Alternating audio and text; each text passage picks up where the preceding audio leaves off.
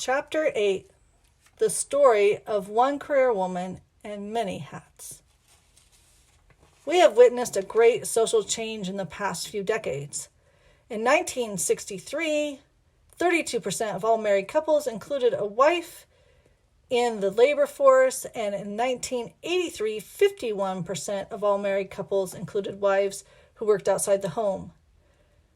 2 out of every 3 young women leaving school now move smoothly and efficiently into the workplace. In fact, it's estimated that by the end of the early 1990s, the number of women-owned businesses will surpass the number employed by the Fortune 500. In 1993, the National Foundation of Women's Business Owners reported 4.5 million women own their own business. Our daughters and granddaughters do not think of supplementing their lives with a career because having a career and being a woman are now seen as naturally equal parts of the same role. When I began working, being a young career woman meant that I had 4 separate roles. I was first a wife, a mother, and a homemaker. Then I was a businesswoman. Each role made many demands on my time and extracted a great deal of energy. Women of that era were expected to wear a lot of hats. A woman could be as much of a breadwinner as her husband, but she also had to be a housekeeper, a laundress, a chauffeur, a teacher, a nurse, an errand boy, a social director, a house maintenance staff, and a bread baker. I often said a career woman in those days needed her own wife. A woman seeking a career back then found little support from everybody else. We were told that in order to work outside of the home, we had to make sacrifices, even compromises, if we were going to keep it all together. A man could go to work in the morning, kiss his wife and children goodbye, and give his full attention to his career. But we women were told that if we wanted to toehold in that big ocean called business, we had to be sure that the beds were made, the shirts were ironed first, and the burden of the family success rested solely on female shoulders. If you wanted to work back then, it seemed that your only excuse was if you were widowed, divorced, or never married. Even so, the attitude of both men and women was that you were simply taking a job until you could find something better, namely a new husband. Thank heaven times have changed. There are a few hard-headed holdouts, but most people now realize that women, just like men, need the growth, challenge, and financial independence a career can offer. The best part is that anything goes now. You may work outside your home, part-time, full-time, or no time. The choice is yours. A change in social attitudes has also brought many time-saving and woman-saving innovations. It's easy to take such things for granted, but I remember when there was no high-quality daycare centers, extended public school hours, fast food restaurants, permanent press clothing, dishwashers, or microwaves. Logistics of managing your home and your career are made far easier by these changes. For example, if you are a mother today, it's easier for you to find loving professional care for your children. We've had even changed in our attitudes about what constitutes successful parenting. We have come to see that it's more important to talk to your daughter than to starch her cotton pinafore. It's more important to listen to your son than the creases in his trouser. The child psychologists tell us we should teach our children to take care of their own personal chores as soon as they can. That will make them stronger and more independent, and it will let you be a much more efficient household manager. And men have changed too. Women have yet reached financial, but as power moves to younger executives, that too will change. A survey of businessmen ages 25 to 65 concluded that men 45 and under were far more likely to think of women as social and professional equals. In addition, these younger men were much more inclined to help women up the corporate ladder. In the past, men seemed threatened by a professional woman. They liked their wives and their lovers to be at home and homebound and out of the workplace. Some cynics say that the change has come about because it now takes two incomes to maintain a family. But whatever the reason, their acceptance of our place in business means that most modern men now share in both the joyous duties of child rearing and the mundane duties of housework. Men love their children as much as women do, and once they've learned how rewarding it is to help mold young lives, they wanted to be in on the act. Many men are also helping in the chores around the house. Let's face it, nobody, male or female, really likes cleaning the bathroom.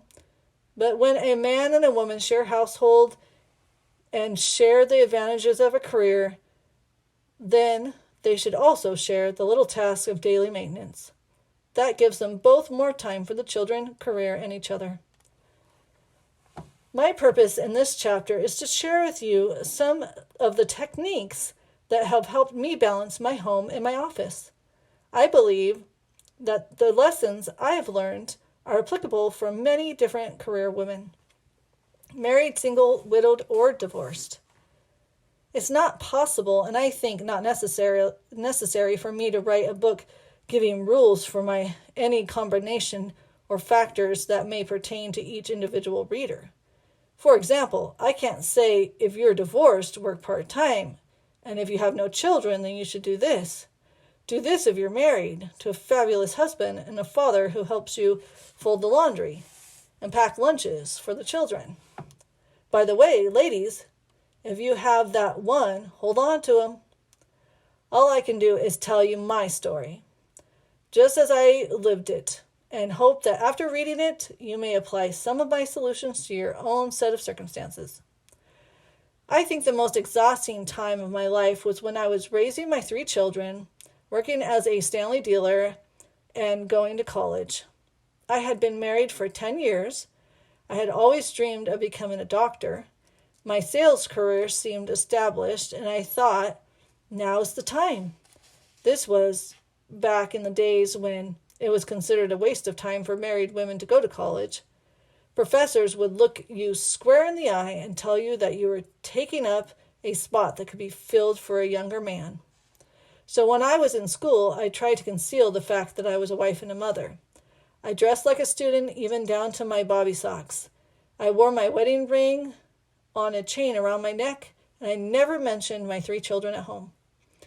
I usually had classes in the morning and a Stanley party in the afternoon. When I got home, I'd clean the house, wash diapers, cook meals, and so on. But there was still a terrific problem.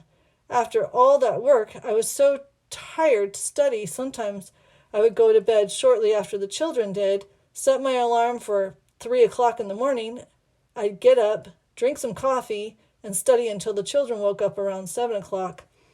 Finally, I could no longer keep up the pace. I was about to have a nervous breakdown because I was burning the candle at both ends, right up to the middle. It is strange how things always seem to work out for the best. I was killing myself with my scientific studies when I was given a 3-day-long aptitude test.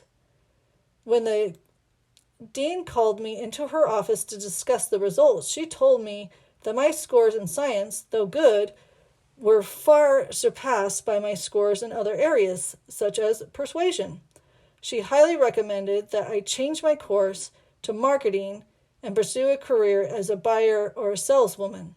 She pointed out that in 4 years I could probably get a good paying job as a professional salesperson or buyer for a large department store. Of course, she didn't know that I was already pursuing a part-time sales career that was supporting my children and paying my college tuition. Furthermore, she argued that becoming a doctor would require 2 years of pre-med study, 4 years of medical school, and then an internship of a year or so. That meant that getting into medical practice could take almost 10 years. She felt I should opt for a shorter route to a good-paying career. Her words didn't make my decision, but they did make sense. I added them to other conclusions I had reached and decided to drop out of college and work full-time selling Stanley products.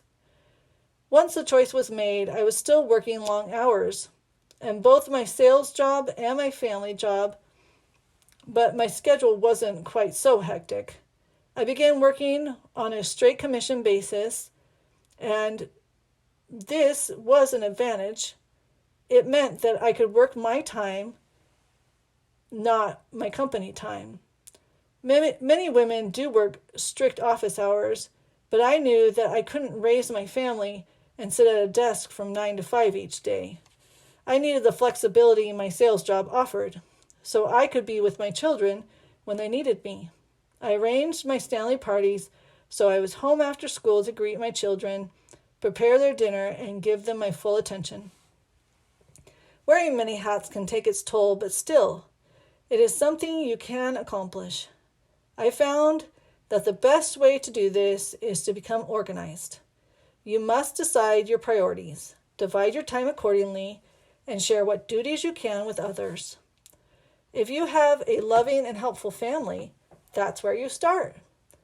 But you should also consider the financial advantages to subcontracting elements of your work. Some people like doing laundry and scrubbing floors. I don't. I found that I usually wasted time and energy that could be put to more productive use, namely making sales. So as soon as I could afford it, I hired a housekeeper. For me, it was a necessity, not a luxury. But some people find this is too great an expense, and others do not like losing their sense of privacy. If this is true for you, consider employing a cleaning service to give your house a good weekly once-over. You may find that you actually save money because your time will be managed more efficiently. After my divorce, I quickly learned that being a single career woman with children meant that I really had to learn time management. It helped me to remember my priorities. God first, family second, and career third. I think that many women make the mistake of becoming caught up in too many outside activities. While community and civic projects are very important, I do not believe that they should be done at the expense of our families. If joining the PTA is important for your child's sake, then I'm all for it. But if it's just a social occasion for you, then perhaps you should eliminate it. A mother working outside of the home must decide how much time she has and which activities she can afford. On January 6, 1966, I married Mel Ash. This changed my life and presented a totally different set of joys and challenges. I met Mel through a mutual friend when my dream company was only 2 years old.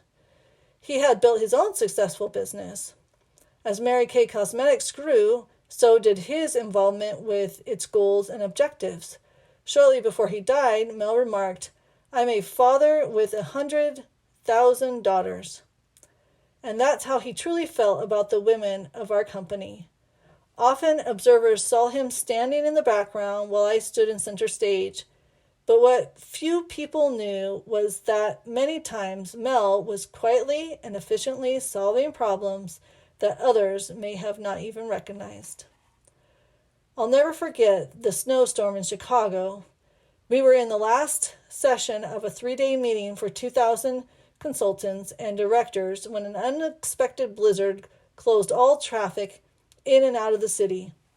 Even if we could have made it out of the front door of the hotel, we couldn't have gone anywhere from there.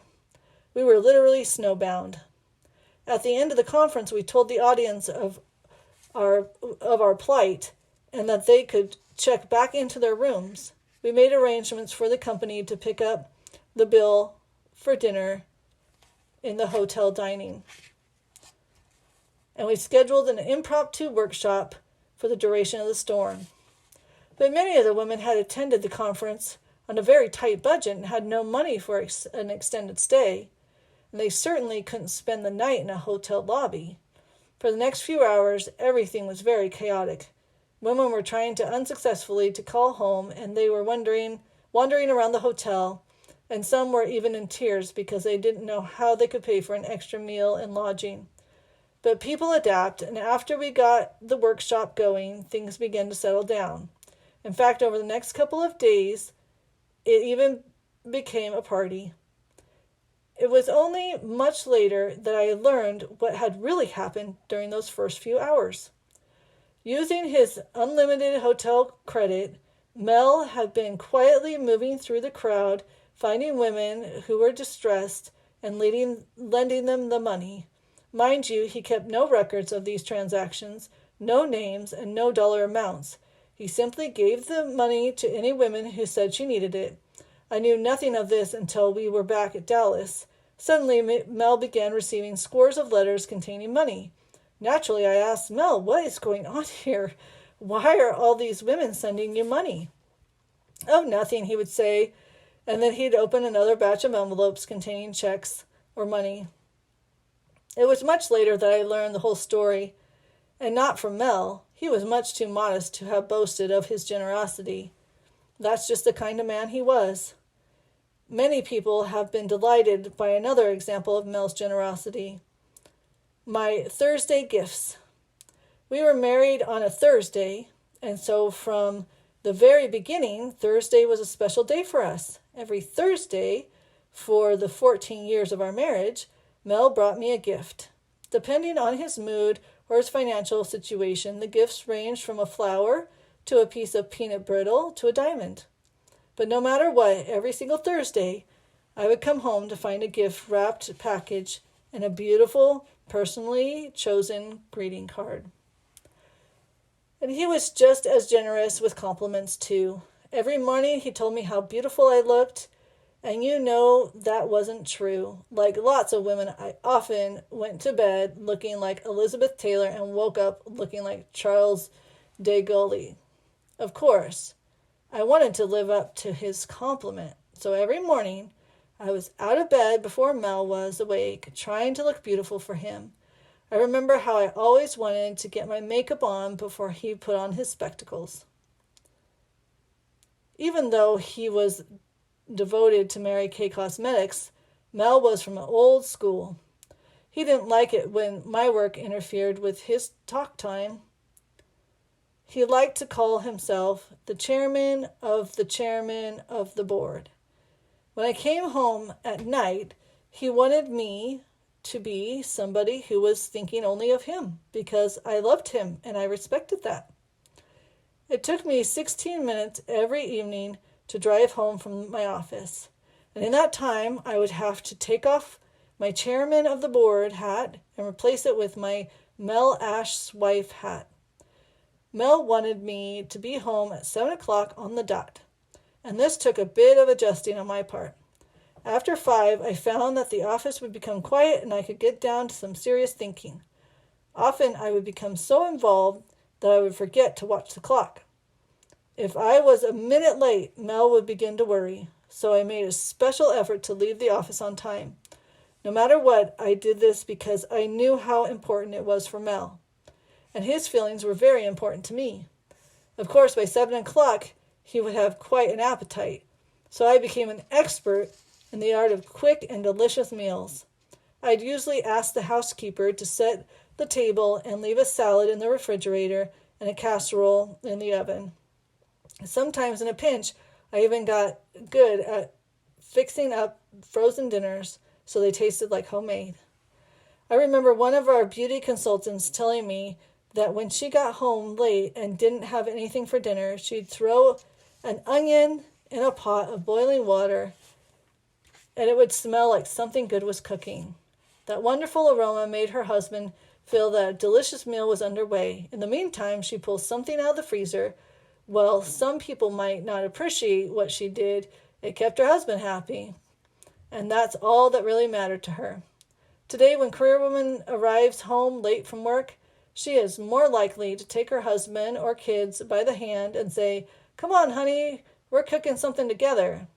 That is, if her modern husband hasn't already prepared something himself. Mel also liked me to sit with him for a few hours each evening and watch television or talk. Perhaps it was the workaholic in me that often made it hard to relax, to do nothing. And I must confess that there were times when I thought, what a waste of time it is to sit in front of this television set when I could be getting something done. But I loved Mel, and I knew that this time together was important to him. Once in a while, I tried to watch television with one eye and read the day's accumulation of mail with the other. But Mel felt that I was using his time, and he resented it. Finally, I changed my schedule. I'd still go to bed when he did, but I'd get up at 5 o'clock each morning and start my dictation.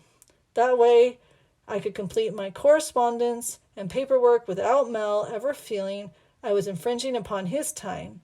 Then at 7:30, he would get up and I would change hats and become Mel Ash's wife once again.